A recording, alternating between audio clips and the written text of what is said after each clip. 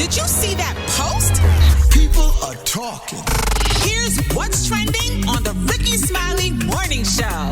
All right, y'all, it's called the most wonderful time of the year, but the holidays can be less than merry for many people.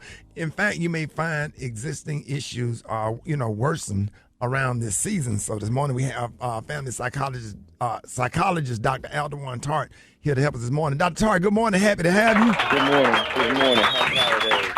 Man, we're so happy to have you now, Dr. Tart. Now, let's get this thing started. What does the holidays tend to bring, or why does the holiday tend, to bring so much stress for so many people?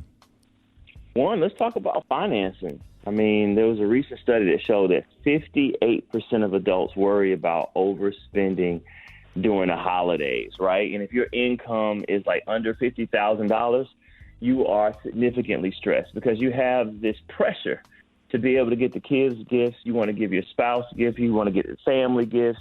You don't want people to be disappointed, but you don't have it like that. And you're not sure what's coming up in the new year, especially with this new political climate. So there are a lot of people who are stressed with finances and also grief, right? Because this is the first Thanksgiving and this is going to be the first Christmas Eve, Christmas, and New Year's. And New Year's Eve and New Year's without the person that you love. And so people have to adjust. People can't go through the grief season without preparation. So you have to actually prepare for missing loved ones and finances. So, Dr. Todd, I know this is a crazy question, but what happened to the time when I was growing up and we got a brown paper bag with fruit and From one church. and one toy? Why if you don't have it, you just don't get it. What happened to that? First of all, I think the parents should sit down. Like, kids forget about the toys. They stop playing with them after like 2 weeks and say, I think parents have to be real. I want people to really tune in and say, hey, listen, things are tight this year. I want you to pick 3 things you really want, right? And we're going to get those 3 things, right? And parents, you can go ahead and get them 5, but go ahead and prepare them for getting less. If you prepare kids in advance, they won't be disappointed. But what we do is we want to have the whole den and the whole living room, and then we look at social media, and we see how many presents this person has. And so we get caught up. So, Gary, I think, and it's also about experiences. One of the things we do with our daughter, we say, hey, what's one thing you want to do? And our youngest daughter likes to travel, right? And so we'll try and pick out like a trip. We'll try to pick out some activities around the city that she wants to do, print those out, and she's happy to do those things. It's not even a gift. It's just an experience. Right. So those are things parents can do. Right, but Dr. Todd, you just said it's not even a gift, but that's the best gift. Just having that experience with your family, with your parents, with your children, with your siblings, if that relationship is good, that is the gift. And every year I try to, as my kids are all grown now, I try to get them to understand that, it's not about what y'all give to each other, what y'all give to me. I don't want any gifts. Y'all are my gift. Just having y'all here, that's my gift. That's all I need. Because a lot of people don't have that. No, I need some gifts. As much as I do, I was playing. I don't. The serious thing is, like, a lot of times people get offended, right, if you don't get them a gift. And sometimes people, like, especially perfectionists, right? Like, especially if you're someone who thinks a lot about what to give others, and then people think very little about what to give you. Like, I am not a fan of gift cards, right? I know they're easy, right? But if we're talking about a sentimental gift, I'm saying calling people. Don't put the pressure on yourself. Say, hey, what would you like? Give me some clues and I can work around it. A lot of the stress is trying to figure out what really picky people want.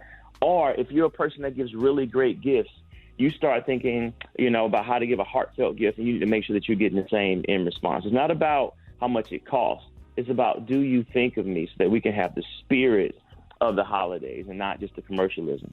Yeah, I think that's so important as well. I do want to tap a little bit more on the social media influence.